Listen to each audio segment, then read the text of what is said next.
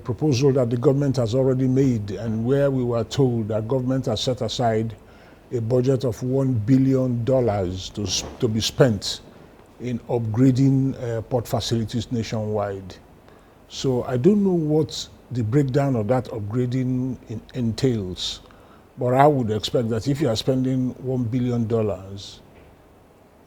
it might involve a requirement to build one new port and then spend money on old facilities that are there. But it's important that the ports that we have that serve our trade should be able to play host to the newly developing and evolving ship types that we have applying to the size of the vessel, the depth of the vessel. All of those things are really things that need to be taken into account.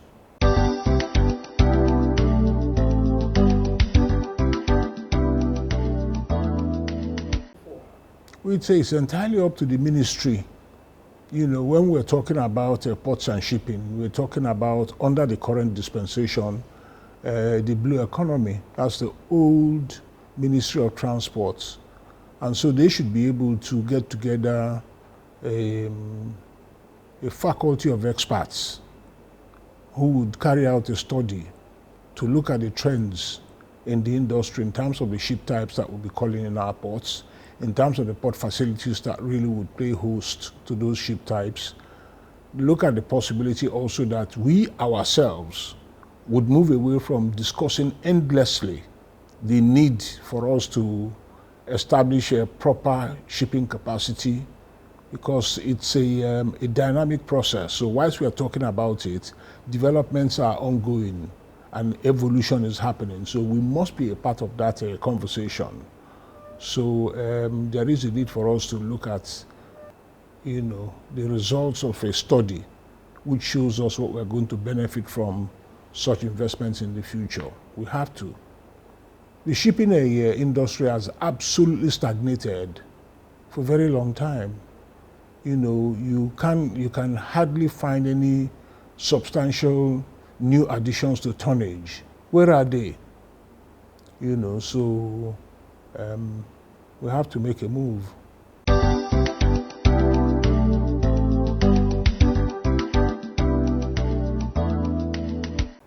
Yeah, I don't really know why you are picking on the inland waterways particularly. I mean, we would talk about all our shipping connections, international trade connections, coastal shipping, regional shipping, and then maybe inland waterways. So all these are components of the same economic artery that really, if properly harnessed, would help our economy grow.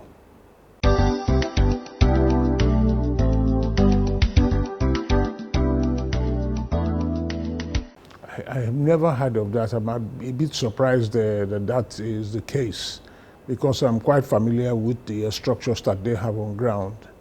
So yes, it would be nice if we had a proper service serving the trade between the two countries. But talking about a trade that was domiciled at CMS, I really don't know about it. The only thing that I knew that was at CMS was the Capt service, which was just a service that ferried people and goods across from Apapa side to Lagos side and vice versa.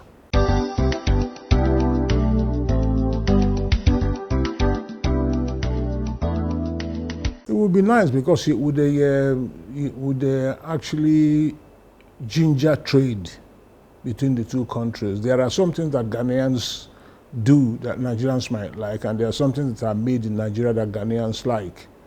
But the problem that would stop that trade developing is a lack of transport connections that would move the goods back and forth.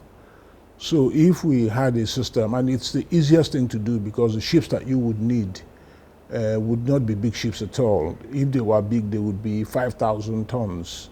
If they were very big, they would be 10,000 tons. And if they were up to 10,000 tons, then you might be minded to expand the range of travel of those vessels so that you're not giving a service that goes from Lagos to Ghana and Ghana back. It'd be from Lagos to Ghana, from Ghana to Liberia, from Liberia, Freetown, And if you wanted to, you could go all the way to Banjul. That is that's the capital of the Gambia. And then you would then come back again the same way and pass to Nigeria and go to Cameroon. And if you want, you'd go to Gabon. I remember that Alhaji Bamanga took us a company, did propose to establish such a service. I'm trying to remember how long ago this was, but somehow it didn't really catch on. But it was supposed to be a small feeder service that really traveled all along the coast, feeding cargoes, taking on, that's real cabotage, taking on cargoes, dropping up cargoes, and just going back and forth, back and forth.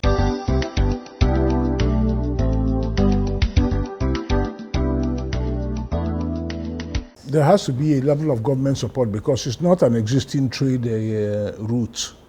So you really have to make a lot of sacrifices in the beginning to allow for the trade to become established. And that is market making. And somebody has to bear that cost. And so if the government understands what is to be realized at the end of the exercise, then they would actually support it for that period and then back it up with the advertising and publicity so that people will now know that you don't always have to send your goods to Europe. There could be people down in Africa who need some of these things. And so, yeah, they would then utilize the shipping connections to facilitate it.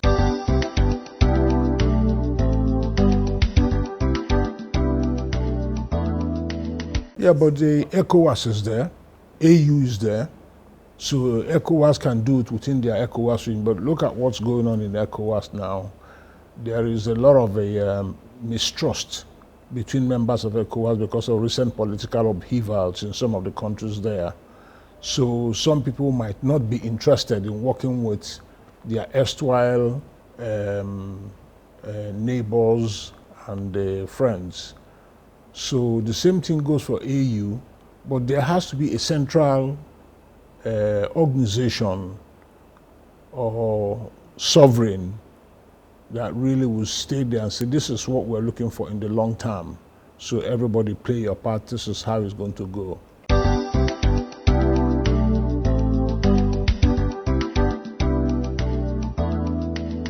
The WTO, yes, of course, that's what the WTO is there for. It's there to promote trade between countries in the world. It's there to regulate any issues that might arise in trade between their countries. Yeah, the WTO would be a very good vehicle, actually, to push this idea.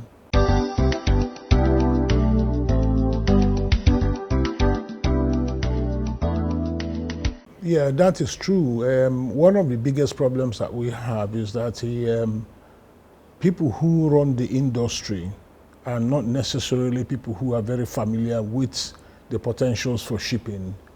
Of course, we understand that political considerations will always bear on how people are appointed and where they go to.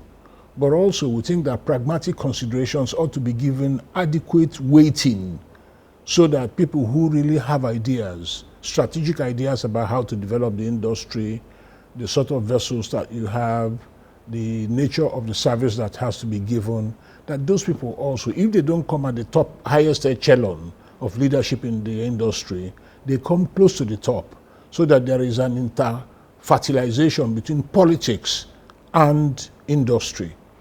So if we have a situation where the industry was top-heavy with people who are not maritime or transport professionals, then you will have this issue because 1 year passes, the next year passes, so you didn't have a ship 10 years ago, you don't have a ship 5 years ago, you don't have a ship now, you're going into the future, and every day we have conferences where we look at the issue of developments that are happening elsewhere. The sort of developments in terms of ship types, in terms of a movement away from manned vessels to autonomous vessels, in terms of developments that really impact upon how productive ships are, in terms of those vessels actually going to ports where through the use of automation, you really are harvesting greater productivity from the throughput cargoes, that transit the ports. So we really need to have people who understand that there is a need for us to try and catch up, not to catch up in terms of having conferences and such like, catch up in terms of developing a proper fleet. The last time that Nigeria tried to develop a fleet was in the late 1970s. It's a long time ago, 1970s, in the days when we sailed on ships that were bought. I don't want to go into the long story as to the rationale for buying those ships at that time. But anyway, what happened was a decision was taken and a fleet of ships was bought, and those ships were technically operated. Nigerians were trained to be able to operate them. If we had actually made a sustained effort, we would have moved on from there to developing, as the ships were evolving, we would be buying those ships and we would be training Nigerians who would be owning those businesses, because it's not just the ships, it's understanding the market within which those ships operate, so that you don't come there and then you are doing something that is different from everybody else. You really try and fit in and are able to compete, and then in so doing that you're able to create value locally.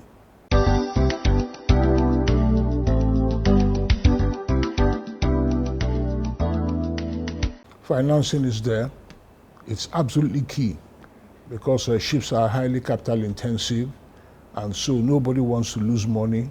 So people want to have a reasonable guarantee that any money they invest in lending money to people to buy ships is not money that will be treated as if it's my turn, it's my share. So these are the major considerations, but we really need ships, because Nigeria is basically an international trading nation, selling oil, deriving a lot of revenues from the sale of that oil, spending that money in buying semi-manufacturers and things like that. But both in the import and export legs, those goods are carried by ships, and a huge amount of the money in our international trade is denominated in freight payments that others receive, we don't receive. For us, it's an outpayment.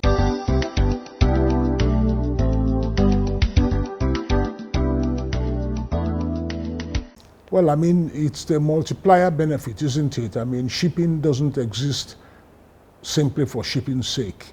Shipping generates multipliers. Multipliers in terms of the resources that you need to run a ship. You need bunkers to run a ship. You need to repair the vessels. They need to go into dry dock. And all of those things place a call on skills within the economy. So if you have ships that are operating, then you have to have shipyards where those ships will be dry docked.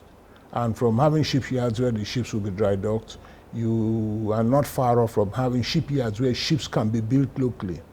So if those ships are built locally, there is a demand for steel. So it links in with the steel industry. So you produce high volume of steel plates and sheets of all kinds for building those ships. So these are the things. So when we have a steel industry that is not linked to shipbuilding, sometimes you wonder, at the end of the day, what are they going to do with the output of that industry? But in any case, we're talking about initiatives that started and stopped and never continued.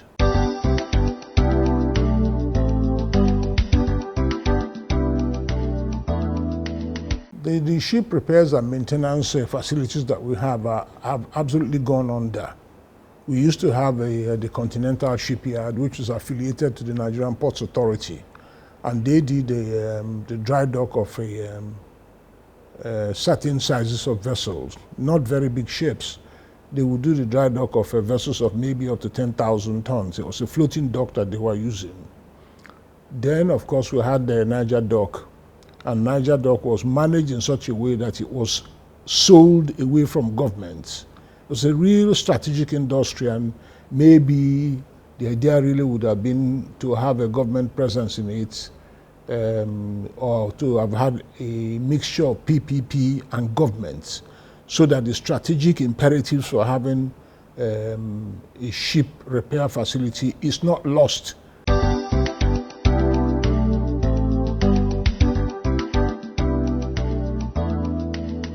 They could revisit it, that is possible, but that really would involve them actually buying the facility back from the people who own it currently, because these guys are the legal owners, and you couldn't go there unless you nationalize their business, in which case you would have to pay them compensation.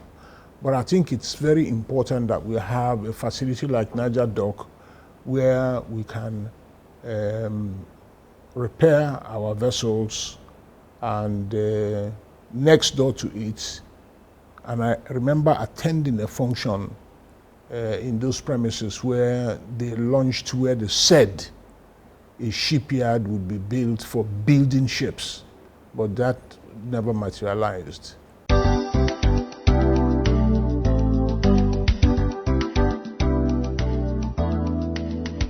I don't know why we have such a controversy with respect to the CVFF.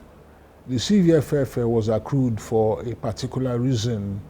It was accrued to help indigenous operators scale the hurdle of finding finance for buying ships. What I would add, if you asked me, would I make any modifications to the CVFF? I would actually not constrain it to cabotage vessels alone. I would make it a fund that people can borrow for developing shipping capacity, whether it's for international shipping in international trade or shipping in coastal trade. That's what I would do. But certainly there is a need there to get in people with financing skills who would work out the modalities for lending this money, because in the final analysis, it is a dedicated fund, but it isn't a fund that must be wasted. It has to be loaned to people according to specific criteria for ensuring that people articulate a plan that is workable, ensuring that they don't borrow the money and then tomorrow the ships are parked outside and there are no jobs for them. So all of these things have got to come into the decision mix so that we spend the 700 million in a very sensible way. You know, we need to be able to have international trading capacity. We need to be able to invest in container vessels.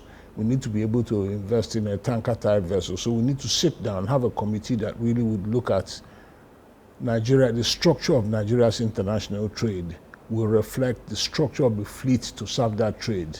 So how many tankers do we have calling in our ports? Where and where do they sail from? So how many of them do we want to replace? How many general cargo vessels do we have? How many container vessels do we have? So how many of these are we going to have, so that we have representation in all the different trade sectors?